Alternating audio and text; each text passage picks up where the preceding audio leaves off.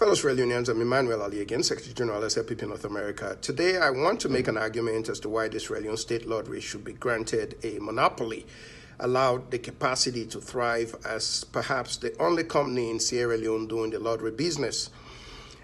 Traditionally, lotteries have been instituted by states or countries for the sole purpose of raising revenue to fund essential necessities such as the funding of public education. In Sierra Leone, over the years, under the APC government, we saw that the Sierra Leone State Lottery was diminished and preference was given to private companies such as Mercury International. Let me advise my listeners that since my last broadcast, Mercury International has blocked all access to their websites, denying Sierra Leoneans the right to information about Mercury International and how much profit they're making or whatever they're doing in the country.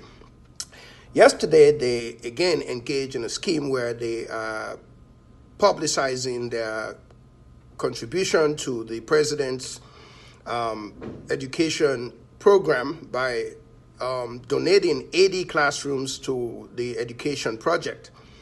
Of course, we want to argue that that whole facade and scheme and appearance of corporate social responsibility is merely a show.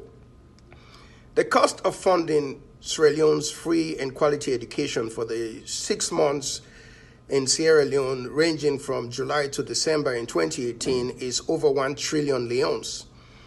The necessary classrooms needed in the country for 2 million students is about 67,000. I have done the calculation. If you divide 2 million by 30 students in a classroom, you result in 67,000 classrooms. Now, Mercury International is donating 80 classrooms. You can do the math and see the irrelevance of such donation.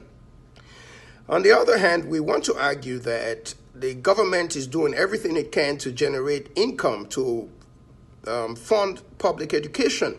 None of the 1 trillion leones is coming from external funding. All of it is coming from funding that is being generated within the country. There has been funding coming from the goods and services taxes, as well as taxes coming from the extractive industry. We are arguing that the lotto industry should be one that help fund the free and quality education in Sierra Leone. As a result, private companies should not be made to be generating so much money out of the poor and not adding value to the country's public entities as well as such as public education. So our argument is twofold. One, capacitate the Sierra Leone State Lottery, grant them a national monopoly, allow them to have the majority of the market share in the lottery industry. Two, if the Mercury International or other private investors in this industry are going to be allowed to exist, we are arguing that the tax rate for them, as far as the contribution they make to the national revenue, should be in excess of 57 to 60% of their total profit that they generate. Again, the essence and the history of lottery in most nations is generated for the purpose of funding public education. The argument about this kind of taxation, again, lottery is a taxation. As a matter of fact, it's a regressive taxation which affects the poorest people who are paying the highest percentage of their income towards this kind of tax.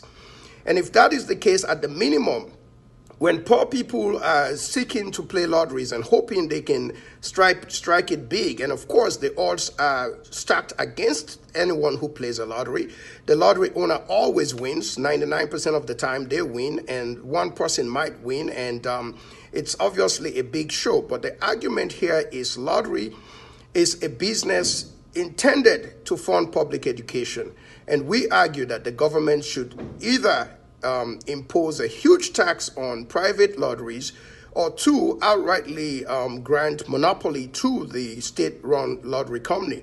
We argue that this be a serious issue because it needs to be a source of funding public education.